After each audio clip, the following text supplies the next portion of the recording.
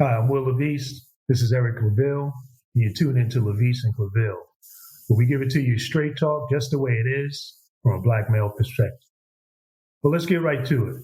Today's show, the passing of our legends. Recently we had 3 heroes of the Black community that have passed in the area of sports and entertainment. Hank Aaron, the home run king, Hall of Famer, Cicely Tyson, legendary actress of the stage, of film and television, and then John Chaney, the legendary NCAA Hall of Fame basketball coach of both Chaney State University and Temple University. And so with the passing of these heroes, for us coming up in the 80s and 90s and with these people who've inspired us to be all that we can be, it's certainly seems like a changing of the torch that's happening, Eric. Yeah. Will, when you mentioned the passing legend, you started with the names, Cicely Tyson, Hank Aaron, John Chaney from Temple, and also just passed last year, John Thompson, out from Georgetown. These are, not just giants. And I think the word giants really don't do it justice because they meant so much. It seems like college basketball is not the same without the two giants, right? Because they were almost they're almost bookends. If you were watching ball, if you came up playing like I did, so coming up in New York, basketball player with dreams of playing college ball and all of that. These are the guys that you were looking to, or 2 of the giants in the Black community certainly were looking to. Yeah. And the thing about John Chaney as well as Thompson that you mentioned is that they were known not only for being great coaches, but being great role models and being father figures. These guys were, again, when you come up in tough neighborhoods, and oftentimes, even when your father was around, like my father was around, but the streets are always calling you. And so when you imagine that a kid coming up without their father around, without, really a lot of positive role models going on around them, to have a man like John Chaney, who, could help recruit you, help get you a college education, and then teach you lessons about life. He was much more than just a coach. Will, you mentioned a very important point that is a true part of their legacy. They wanted to make you men, not just great basketball players, not just get you to the league, but they want to make you men. And if you look at the men that the young men that they mentored from some of the harshest communities in our country, brought them to where they were at Temple or Georgetown, and look what they're doing now in the community. You think about the big man, right, of not just college baskaball, but the NBA. Right. Patrick Ewing. Now he's back. Coaching. At Georgetown at his alma mater. But how Patrick Ewing was just not a great center, a great basketball player, and a champion in NCAA, but he was a great name and still is. Today in basketball. I think of Alonzo Mourning, who's hosting, mixers and fundraisers for the former President Barack Obama when he was president and involved in the community and the like. I think about Dikembe Mutombo, who's doing so much in his community back in Africa and also here in America.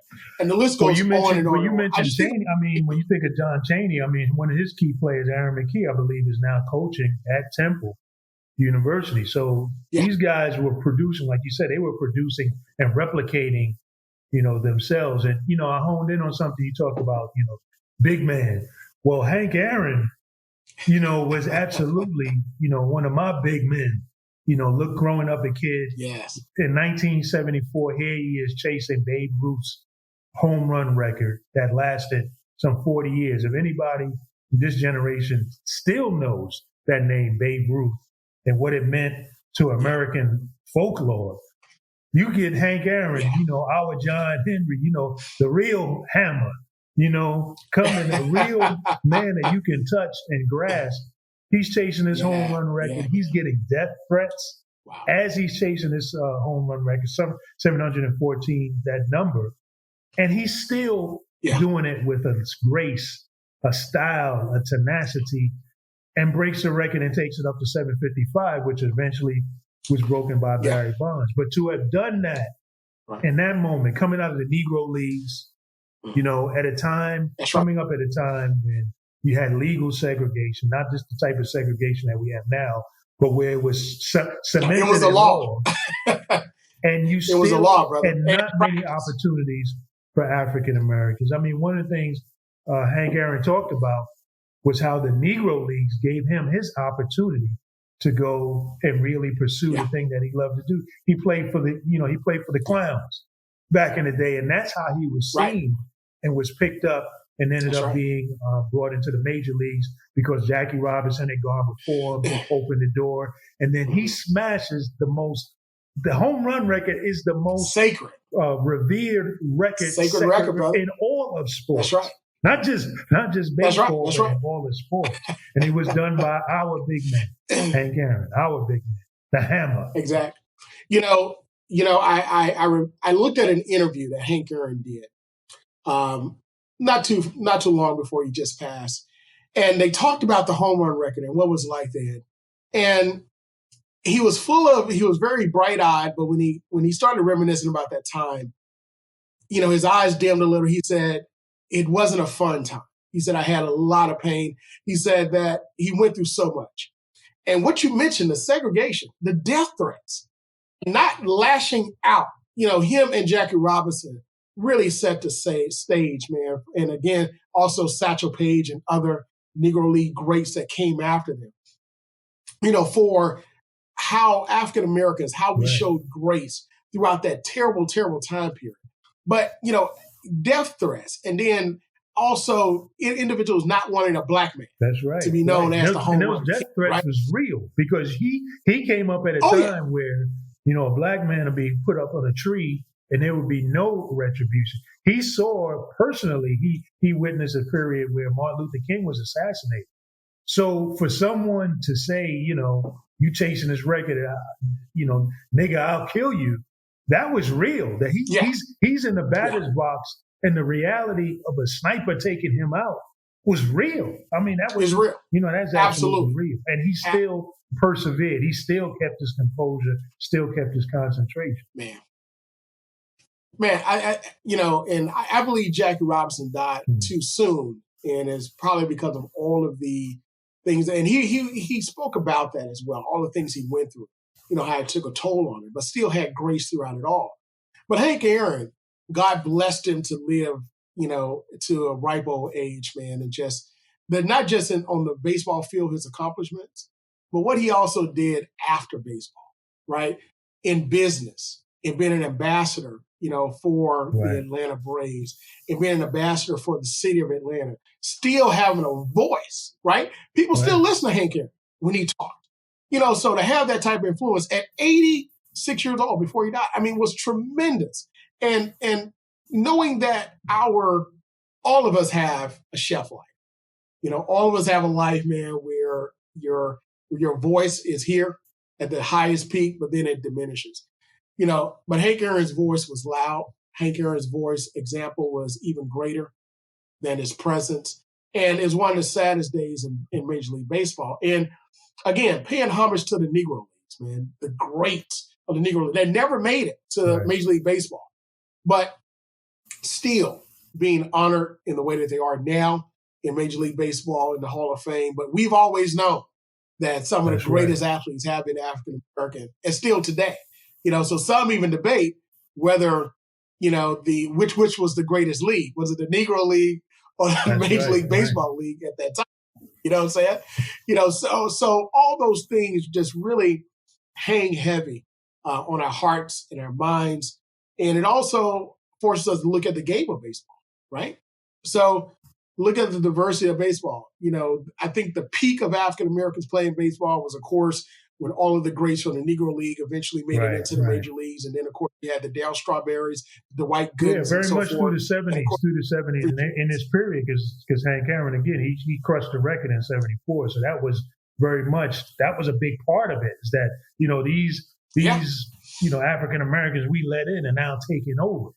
And so, but that greatness, like you said, to be able to do that. I mean, the Negro Leagues reminds me of our HBCUs, where our greatness oftentimes is cultivated. You get the opportunity to do the things that you need to do. And, it's one thing about Aaron's death that I found, disrespectful is that what has been coming out is that his death is somewhat related somehow to the COVID-19 vaccine. And he died of natural causes.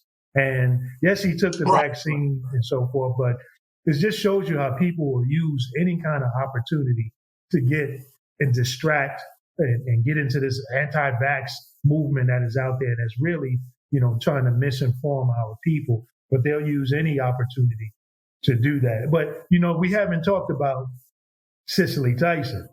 Now, Cicely Tyson, oh my God, is a young black man coming up, seeing a beautiful black as a night woman on TV. I mean, it was phenomenal to see her, again, coming up young in the 70s, 80s, to see her in the way that she carried herself with such dignity, such grace, was known that, look, I'm not going to just take any kind of role that's going to degrade our people and our women. And she's an Tony Award winner. She was given the Medal of Freedom by President Obama in 2016. I mean, she was just a phenomenal woman, a phenomenal role model, for us as young men coming up, as well as for young women. Look, I was saving to talk about Cicely Tyson at the end, because just it's so much in Cicely Tyson who she was. First of all, she was absolutely, I think, absolutely beautiful. I think the epitome of grace up until she died, 96 years old, right? You mentioned the time period that she was in. She faced not just racism, which all actors, so we talked about sports, Hank Aaron all face, but she also faced sexism. And keep in mind, she came up through a time where movies where you were either as a black actor or actress, you were placed in the most degrading role. You were a slave, you were a servant, you were a prostitute, something. Yeah.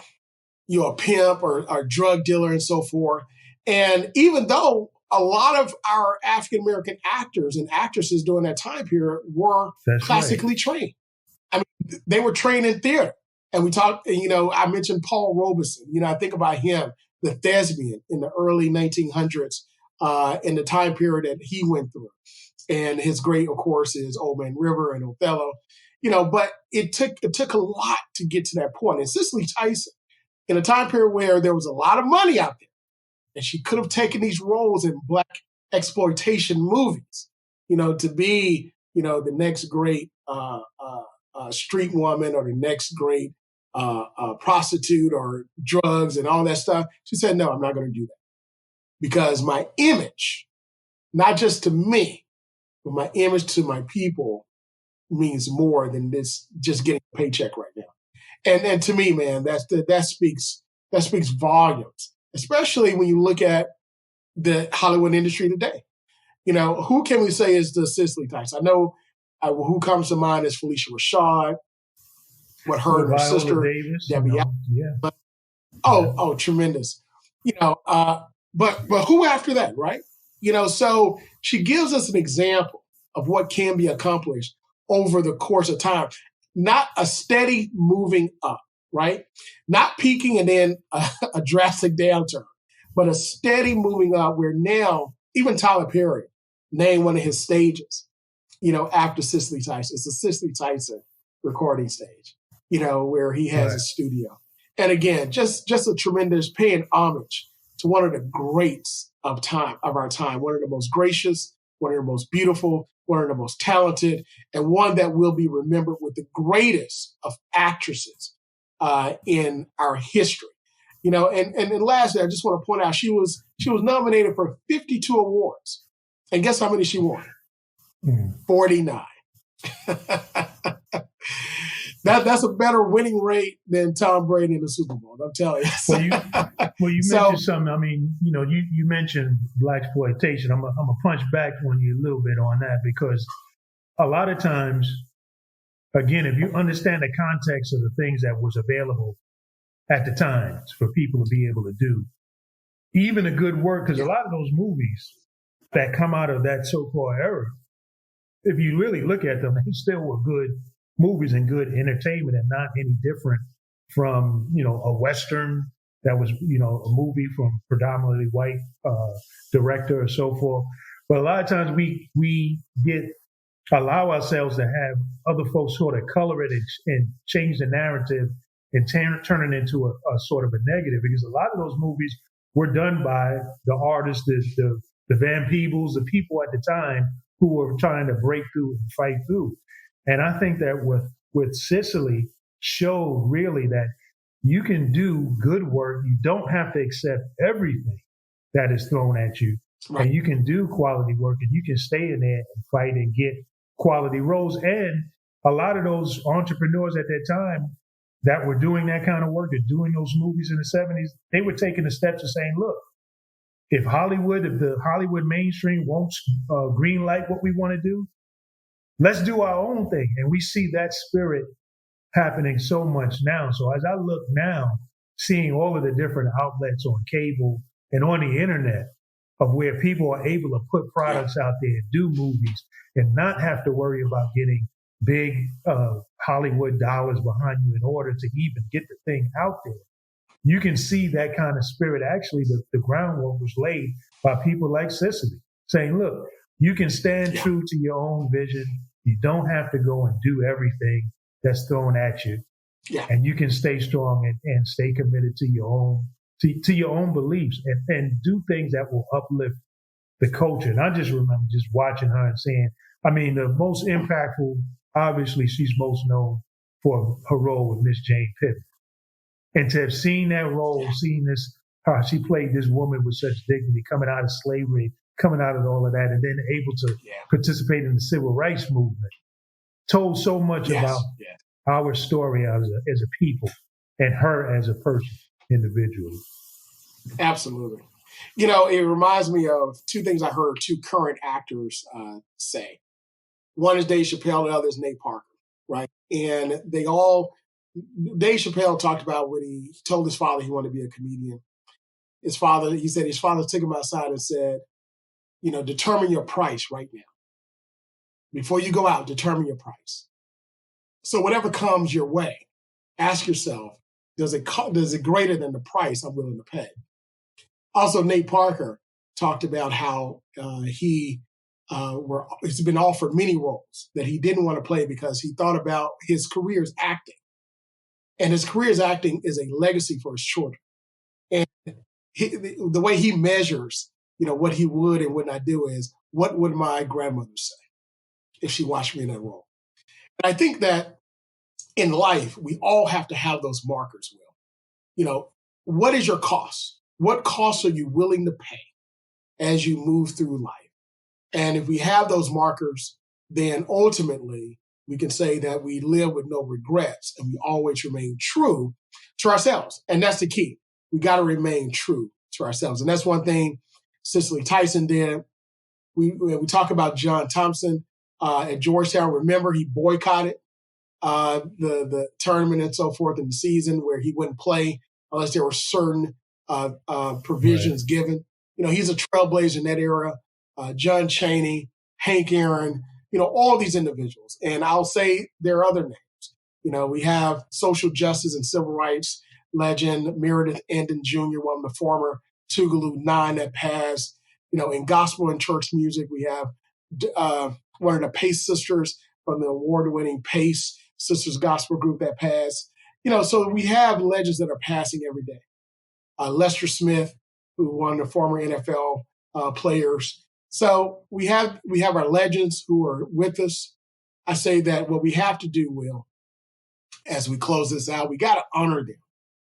Give your brothers and sisters their roses while they yet still live, while they can smell them, and honor what's happening now. Because life is short, and the moments that we make, they can become not just moments, but movements and stories that will help to carry us all the way through until generation to generation. Yeah, you're right. I mean, I think that's one of the beautiful things that President Obama did about giving Cicely Tyson that Medal of Freedom, giving her high honor that she was absolutely deserving of before she passed. And I think another thing that our people really need to do is to study these legends, to when you hear about them, because the beauty of internet and of YouTube and all these channels is that you can see and learn about these people at the tip of your fingers.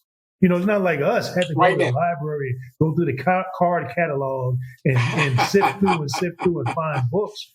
You can learn and actually see these legends in actions, because I think if we go back and we watch and learn about them, that you find the inspiration to be able to do what you need to do in this current time and to fulfill your dreams and to carry that torch of advancing the culture and advancing, our people. Absolutely, Will. So, again, it's been phenomenal talking with you and having this conversation about our legends. And that's a wrap for us on LaVeist and Claville today.